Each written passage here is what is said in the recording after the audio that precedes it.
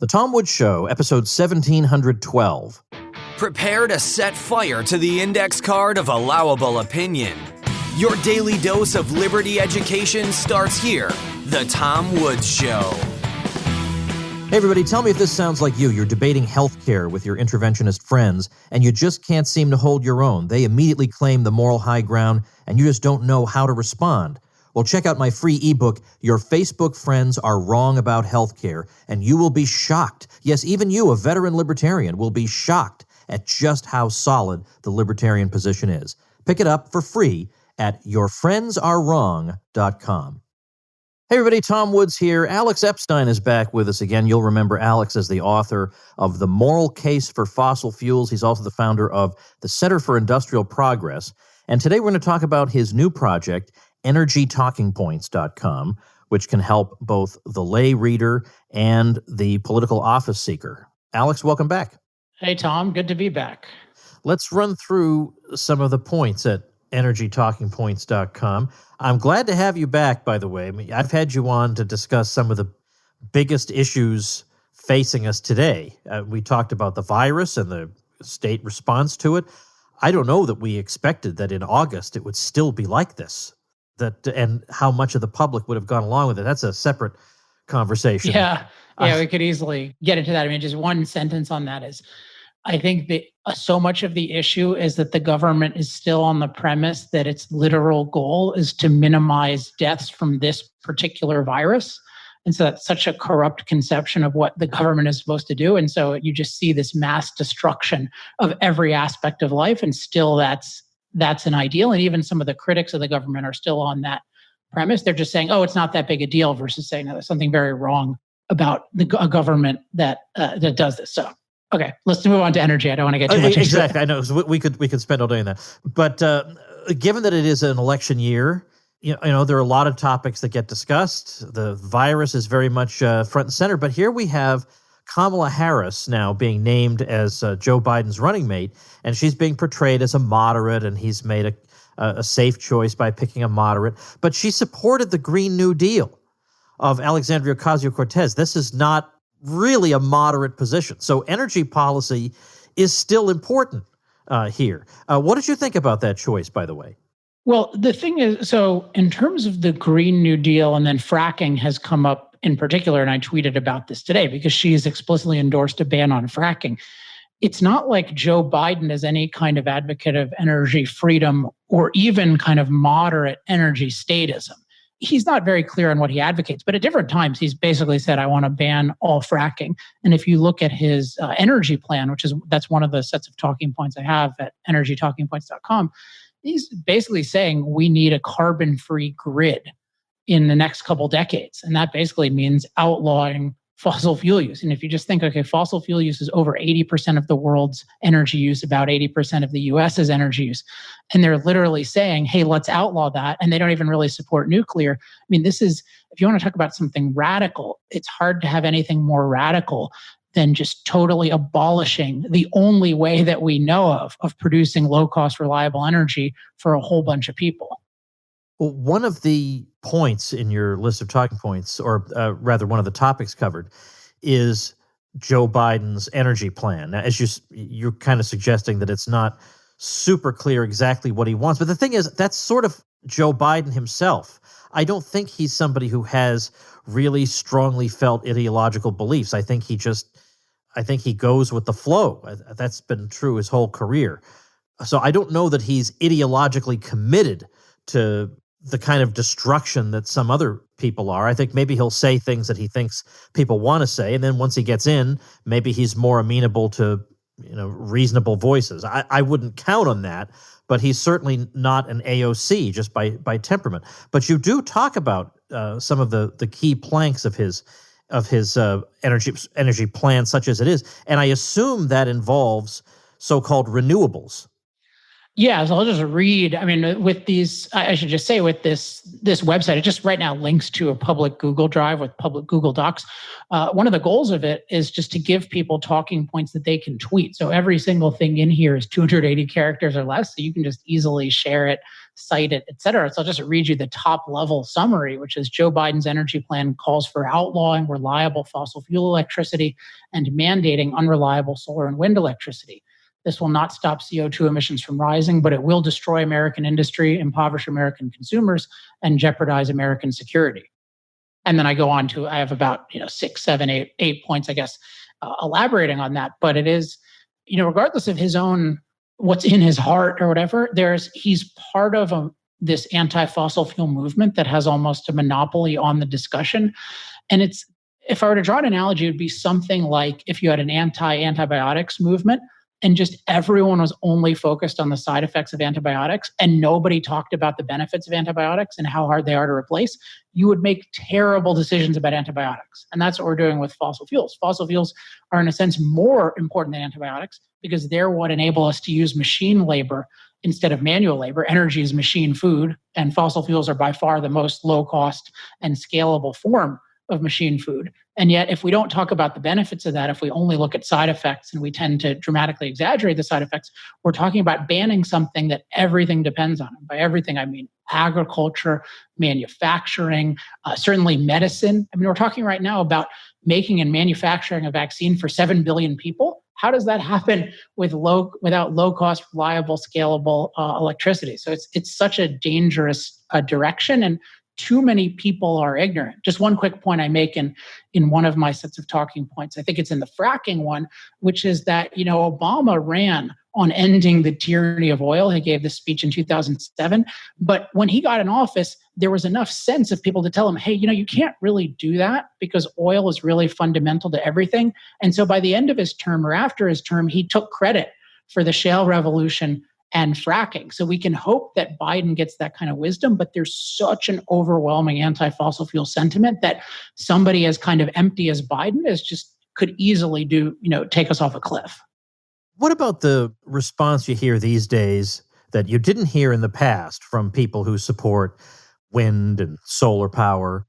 In the past, they really were kind of quieted down when you would say, you can't possibly supply the amount of energy we need and at a cost that's reasonable as compared to what you can get from fossil fuels. These days, they feel like they have a comeback to that. Increasingly, you hear people saying that actually these renewables are increasingly becoming more cost-effective and more efficient in energy production. Is there anything to that? There's something to that in the sense that let's distinguish between a substitute and a supplement and a waste. So a substitute would mean you can do what fossil fuels can do. So, and that includes, by the way, transportation, including heavy duty things like airplanes and cargo ships and large agricultural equipment. And there's no clue of how to do that with any form of electricity, let alone solar and wind. So you need to keep that in mind too. And it's important that people don't think about that. They just talk about electricity because that's the most plausible. But you could even ask with electricity, as long as you recognize that's not the only source, like, can you produce reliable electricity at low cost? Can you substitute for what fossil fuels do, which is they're providing the vast majority on demand. And in practice, what happens is solar and wind are used as an unreliable supplement. So fossil fuels or nuclear or hydro are expected to provide energy, electricity in the form of electricity all the time.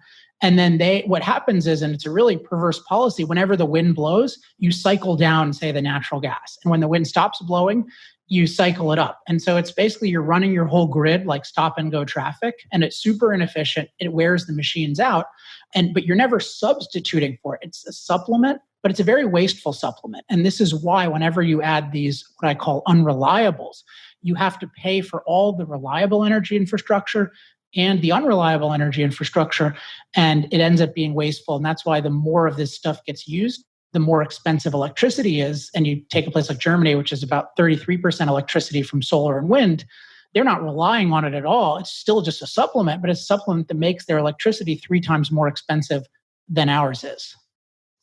Talk about what, I don't know if this is your term or not, energy poverty, where people have to pay more than probably they ought to for energy, and energy becomes just the acquisition of energy for their own use becomes a hardship. Sure. So I'll just actually I have it in front of me. So I'll just read the first talking point, which is tens of millions of Americans live in energy poverty, meaning they experience hardship paying for their basic energy needs. 25 million US households say they've gone without food or medicine to pay for energy. 12 million say they've kept their homes at an unsafe temperature. So you just think about that. And one of the points that I make, it's actually the second point, is which that energy poverty should have decreased because our number one form of electricity that we're using and heating fuel is natural gas. And I think people know in general the price of natural gas has plummeted. And so if that's most of your fuel, then you would expect your costs to go down. But no, energy costs, especially electricity costs, have gone up significantly. Why? It's because we've added so much of this wasteful, unreliable solar and wind infrastructure to the grid. So when you hear that, you hear like solar and wind are cheap, it's always what I call partial cost accounting. They're not looking at the full cost of it, including the cost of the reliable infrastructure to support it and the cost of the inefficiency of the stop and go traffic. They're just looking at, say, oh, let's look at the solar panels and the wind turbines. They often don't even look at all these new transmission lines you have to build. So it's really a form of energy accounting fraud. But if you get the logic that if you have unreliables, you still need the reliables, then you'll get why, oh yeah, this stuff, it's not replacing costs on the grid, it's just adding costs to the grid. Well, that brings to mind what you have on the talking points on the wind production tax credit, which I didn't know about, but I guess in the back of my mind, I assumed there probably was such a thing. What I found particularly interesting about this is this extremely revealing quotation from Warren Buffett. And you say, the only reason utilities buy unnecessary, wasteful wind turbines is government policies that force them to do so or reward them to do so. And here's Warren Buffett. We get a tax credit if we build a lot of wind farms. That's the only reason to build them. That's pretty perverse. Yeah, and even the tax credit, which I talk about in these talking points, the wind production tax credit, that's only one of a set of incentives. If you just think about, it really doesn't make a whole lot of sense to use unreliables, to really be weather dependent, because again, you have to still have you basically have to have all the reliable energy infrastructure you would need to power the grid on its own. And then you got to build all this other stuff, and it takes up huge amounts of space, and it's far away. So you got to build all these transmission lines, and then you have to adjust everything all the time, and you wear it. So it's just a total mess. So the only reason this is happening is this all kinds of political manipulations. And that's Warren Buffett tends to be honest about certain types of things. He doesn't go out of his way to expose them, but yeah, so they're explaining, yeah, we're getting a bunch of money if we build this unreliable stuff. Now, you, of course, are the author of The Moral Case for Fossil Fuels, and we all know where you stand on that question. And you recently, just a minute ago, you made an analogy with antibiotics, and you said if we were just going to, if we're going to have debate on that, and we were going to focus entirely on the side effects and not on the great benefits of these things, we'd obviously make really bad, destructive decisions. So I want to carry that analogy through and ask you, Alex Epstein, what do you think are the negative side effects of fossil fuels that are undesirable, that even you would say are undesirable? So the main point, which is what you made, is the method point. And I would say with each one, you have to investigate. So if you want to know my views on why I'm not concerned about CO2 emissions, we can talk about that, or they're summarized in some of the talking points. But I mean, I think the side effects that are undesirable are definitely, I think the number one is air pollution in poorer countries. So if you look at smog in China or in India, and it's not to say that isn't preventable. I think it is preventable through best practices, but to a certain extent, if you're a really poor country and sometimes the pollution control systems cost money, then it won't be worth it. So it'll be worth it to do better than China. And China obviously doesn't, or at least obviously to us, does not respect individual rights. So there are all sorts of issues there. But I'd say air pollution is the number one thing that is an issue and the reason it's an issue is because coal is so valuable and nothing comes close to coal in terms of low-cost, reliable electricity that can be used anywhere. That's why it's so dominant in the developing world. But if you don't have the right pollution control, then it does have an undesirable side effect. It's nowhere near the benefit, which is why you see the life expectancy in these places, even when they have a lot of coal pollution, go to up 7, 10 years. And that's totally driven by fossil-fueled machines, like machines that allow you to become a manufacturing powerhouse and industrialize, et cetera, et cetera. But yeah, that is the air pollution, I would say, is the biggest one. But fortunately, we have really good ways of dealing with that. I mean, with coal, you can burn coal really cleanly, and we do that for the most part in the US. Of course, you can also use natural gas, which is naturally more clean burning where that makes economic sense. But there are a lot of places in the world where it doesn't make economic sense to use natural gas, whereas coal is super easy to use anywhere because there's a ton of it and it's really easy to transport.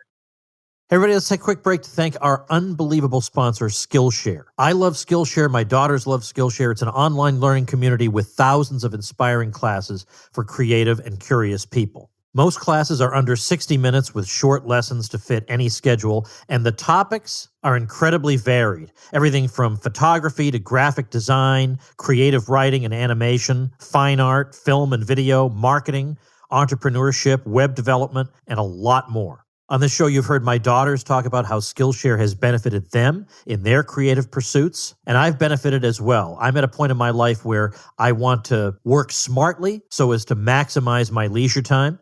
So I very much appreciated Thomas Frank's class, Productivity Masterclass, Create a Custom System That Works. Explore your creativity at Skillshare.com/woods and get 2 free months of premium membership. That's access to thousands and thousands of classes on almost everything under the sun. Head over to Skillshare.com/woods to grab your 2 free months of premium membership. That's Skillshare.com/woods.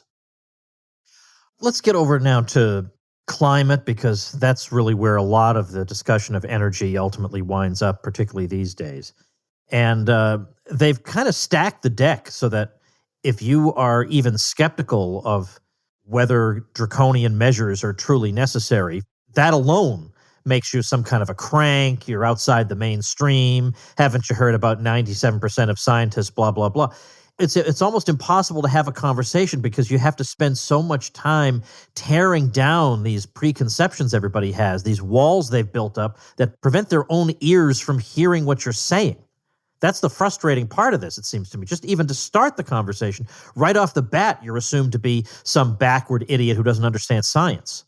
Yeah, so to talk about that point, and then I'll give some suggestions on how to deal with it. What you have is, in philosophy, is called an equivocation, which is the same term is used to mean a bunch of different things, usually to manipulate people. So the term climate change and agreeing with climate change, sometimes that means that CO2 emissions cause some of the 1 degree warming that's occurred in the last 170 years. So sometimes it means that, which is a very mild thing. Sometimes it means it's going to cause dramatic warming in the future.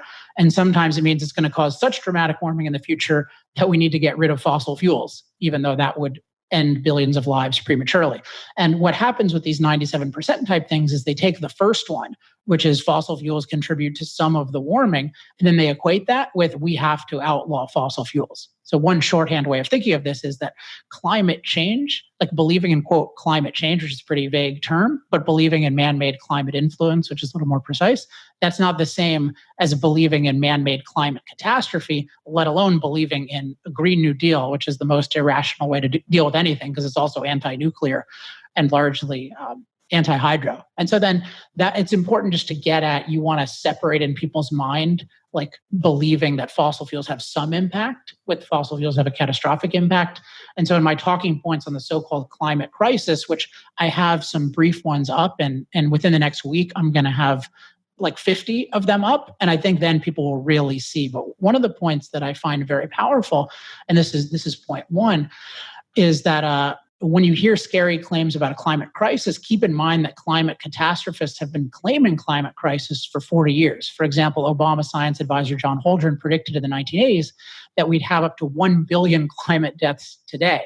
And the second point is, after 40 years of climate crisis predictions by climate catastrophists, human beings are safer than ever from climate. The climate death rate has decreased by 98% over the last century. And I go into it more, but the basic thing for people to get is, yeah, we have some influence on the climate conditions, but the real influence that we have is our adaptability is so much greater because we have low-cost machine power that we can use to build a sturdy and durable civilization. And if we care about safety from climate, it matters a lot more how adaptable you are than exactly what's happening in the climate.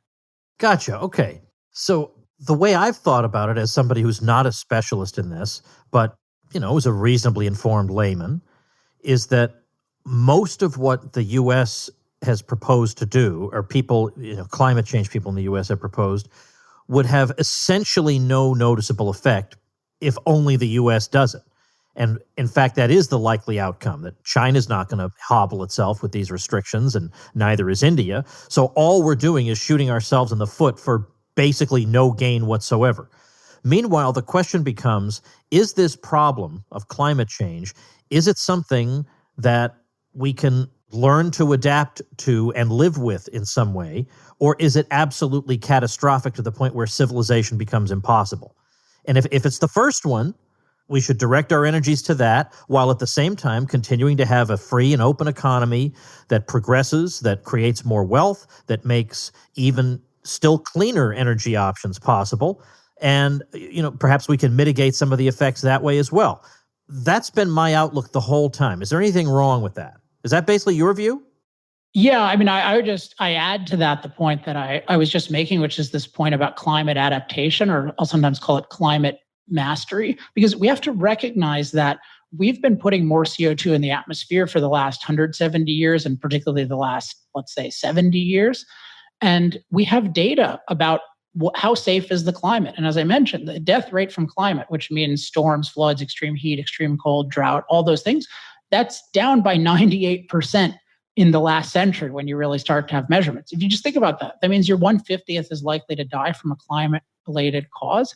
And so if people don't recognize that actually the livability of the climate is improving, and there's not curiosity about why that is when it's supposedly getting worse, then they're not going to understand it. So it's really, we've been taught to think that nature gives us a perfect climate, or it gives us a naturally safe climate that we make dangerous. And actually it gave us a naturally dangerous climate that we've made really safe, largely using machine power powered by fossil fuels. And so it's just that it's assumed that we have this big problem versus this area of life is improving. But you really have to look at the full benefits of fossil fuels and then really look at, is there really a significant side effect that's hurting human life? And I think a lot of what's going on is people think that if we're changing the climate at all, that's immoral and it must be taking us to some sort of hell. And I think that's a religious type of assumption, whereas I think changing the climate could be good, bad, neutral. And we just have to look at how significant is that and how significant is our ability to adapt. And it turns out it's not that significant, and our ability to adapt is massive as long as we're allowed to use fossil fuels. So describe then what you hope to do with energytalkingpoints.com, which you continue to expand.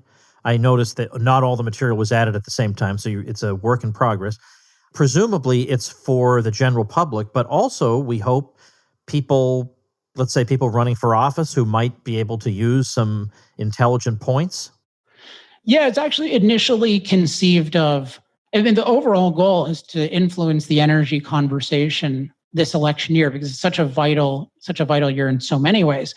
But there's so many energy policies on the line, and I think that the discussion about them is the same thing I discussed before. It's so obsessed with and exaggerating of the side effects of fossil fuels and not talking about the benefits. And people are, they're considering policies that would literally shorten the lives of billions of people if enacted globally, and if enacted in the US, to your earlier point, would just be a national suicide for us, which is the last thing that we need for so many reasons in today's world. So I'm hoping to influence the discussion, and it's particularly designed for candidates, because I know that candidates have been immersed in the regular system. They're overwhelmed by these things. They can't study these issues full time. So what I wanted to do is create talking points that I know from experience are really powerful. And also they're very brief, so you can use them. And they also are backed up by really good references. So each one of these has an explanation, it has facts, but then it has the references, so that you're not going to say something and then you're going to get embarrassed later. And I should just say, I would hope that people listening to this, that you use it yourself, but particularly if you know anyone running for office, please share this with them. And feel free to have them contact me directly at alexepstein.com, because in some cases where I have the bandwidth, I can help them customize it to their own purposes free of charge. One last thing before we go. Obviously, you look at these questions much differently from how most people, let's say, who would consider themselves to be opinion molders do. And what I want to know is, do you attribute that to you're all looking at the same facts, but you come at it from a radically different philosophical perspective, or you're bringing facts to bear that they're leaving out, or a combination of both? This is a great question. And I'm by the way, I'm working on the second version of Moral Case for Fossil Fuels, and I emphasize this point a lot. So I would say it's a combination of both, but the primary is definitely the philosophy, or what I would call the framework. And just to address it very briefly, it comes down to your philosophy or your starting point about impact. So I think what's going on is we're taught to believe two things about human impact on nature. One is that it's immoral, and two is that because the planet is perfect before we impact it, people think of impact as inevitably self-destructive. So they think that if you take climate, they think that, well, if we increase the amount of CO2 from 0.03% of the atmosphere to 0.04% of the atmosphere, first and foremost, that's wrong. We have no right to do that. We shouldn't be changing things. We shouldn't be playing God, et cetera. And then consistent with thinking it's wrong, they think, oh, well, if it's wrong, we must be punished for it. And there's this mythology of, oh, the ecosystem is this delicate balance. And if you throw it out of balance by impacting things, it's going to bite us in the ass, et cetera. And you just look at human history and you see, no, wait a second, there was no delicate balance. There was no delicate anything. There was just a massively deficient and dangerous planet. And we had to dramatically transform it through productive ability to make it abundant and safe. And then that's powered by fossil fuel machines. And so if you look at the overall livability of the planet, it demands massive impact. And the core of our ability to impact it is the machine power that only fossil fuels make possible. But I don't have this bias against human impact. I have a bias, if you could call it that, toward human flourishing. So when I look at human impact, I think, oh, this is overall a really good thing. We don't want to do it unintelligently, but we really need to impact the earth a lot. And I certainly don't have this expectation I call the perfect planet premise, that the unimpacted planet is perfect and all we can do is ruin it. And so because I have a totally different moral view about impact, and because I don't have this pseudoscientific mystical view that impact must send us to hell, then I can just look at fossil fuels and say, oh, wow, this is like antibiotics or vaccines, but actually way better because it's so beneficial in so many ways. And also it has this amazing quality where, because fossil fuels make us productive and they free up a lot of time, they actually give us the ability to deal with its negative consequences. So if they create any negative climate consequences, they give us so much ability and so much time that we can overwhelm those. And that's one reason why climate is 50 times safer than it was 100 years ago. I have a feeling, just a gut instinct, that one of the things that got you into this whole subject matter was a frustration with existing defenders of, let's say, industrial capitalism, because they were coming at it they were arguing with one hand tied behind their backs because they more or less accepted at least half the philosophy of the other side. And you want to just come over and blow the lid off the whole thing and show, if you're going to really be in opposition, be in opposition. Are my instincts sound on this? Yes. Well, once again, this is a very exact idea that you have. But it relates to, I make this point, fossil fuels don't take a safe climate and make it dangerous. They take a dangerous climate and make it safe. You can take even a less controversial example, like how much have fossil fuels helped us with clean water? Water isn't naturally clean. The world doesn't give us Evian and Perrier all the time.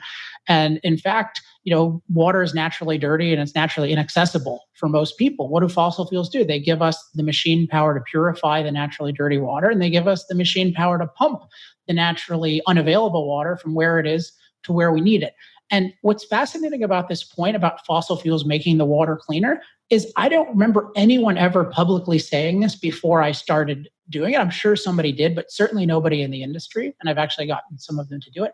And it's because they have, I call it this anti-impact framework, where they think impact is immoral and inevitably self-destructive. And so it doesn't even occur to them that fossil fuels' impacts on the world could actually be making our environment better. And it's such a cool realization to have, but it's no accident. I even got that realization primarily from this guy, Onkar Ghate, I worked with when I was at the Ayn Rand Institute. He's the one who really and we're all both coming from objectivist philosophy, but he's more sophisticated than I was. I mean, he still is in many ways, but he just said, hey, wait a second, we're talking about environment. Let's talk about all the ways in which industry improves environment. And I realized, yeah, that's such a good point. You can only have that if you have this, what I call human flourishing framework, where you think that the goal is human flourishing and that intelligent impact is good and it helps us improve an imperfect planet. Then it's just, everything makes sense. And you just see, oh my gosh, fossil fuels are, it's almost obvious once you have the human framework. Well, the resource that we've been talking about is Energytalkingpoints.com. It's great, by the way, at this late stage in 2020 to be able to get a .com, domain name that's still pretty good. Energytalkingpoints.com. I know, I didn't have to pay anything extra for it either. It just shows you how little interest there is in this stuff. Exactly. I know, because normally if you get something that's that good, it's going to cost you $2,000 at least or something. No, it's like $10. Yeah, that's great. That's great. All right, so I'll also link to that for anybody, for whatever reason you don't remember it. This is episode 1712. So tomwoods.com/1712. We'll link to that, and I'll also link to Alex's book. Very important book, The Moral Case for Fossil Fuels, and we'll have a bunch of Alex Epstein things there, a whole smorgasbord of Alex Epstein for you at tomwoods.com/1712. Well, thanks again, Alex, for your important work and for your time today. Awesome. Thanks so much for having me. All right, everybody, before I let you go, a bit of good news. I think it's good news. The talk I gave at the Mises Institute last month, called The Fact-Free Lockdown Hysteria, has now had over 330,000 views on YouTube, and probably more by the time you hear this. That's pretty darn good news. So thanks for watching that video if you have, and for picking up my free ebook, Your Facebook Friends Are Wrong About the Lockdown, over at wrongaboutlockdown.com. I'll see you tomorrow. Become a smarter libertarian in just 30 minutes a day. Visit tomwoods.com to subscribe to the show for free, and we'll see you next time. Like the sound of The Tom Woods Show? My audio production is provided by Podsworth Media. Check them out at podsworth.com.